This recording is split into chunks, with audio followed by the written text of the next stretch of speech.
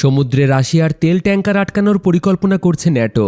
এবার শুধু কাগজে কলমে নিষেধাজ্ঞা নয়, সরাসরি জাহাজ দখলের দিকে এগোচ্ছে পশ্চিমা দেশগুলো।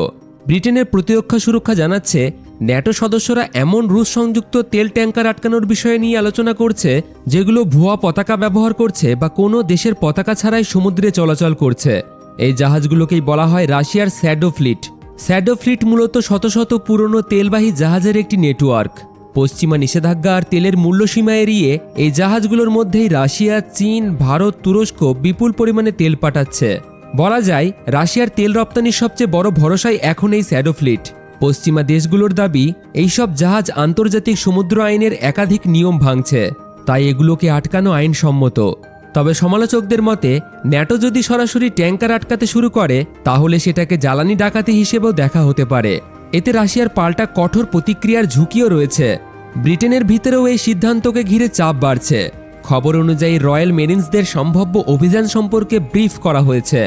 এমনকি আটক করা তেল বিক্রি করে সেই অর্থ ইউক্রেনকে সহায়তায় ব্যবহারের কথাও উঠেছে। এদিকে নিষেধাজ্ঞা ও তেলের দাম কমার কারণে রাশিয়ার আয় কমলেও তারা এখনও দিনে প্রায় 50 লাখ ব্যারেল তেল রপ্তানি করছে। এই পরিস্থিতিতে শ্যাডো ফ্লিট রাশিয়ার জন্য অত্যন্ত গুরুত্বপূর্ণ। বিশ্লেষকদের সতর্কতা স্পষ্ট, যদি ইউরোপ নেতৃত্ব দিয়ে রুশ তেল ট্যাঙ্কারকে আটকানো শুরু করে তাহলে এই সংঘাত সমুদ্রেও ছড়িয়ে পড়তে পারে, কারণ বর্তমানে নিষেধাজ্ঞার যুদ্ধ এখন ঢুকে পড়ছে নৌপথেও।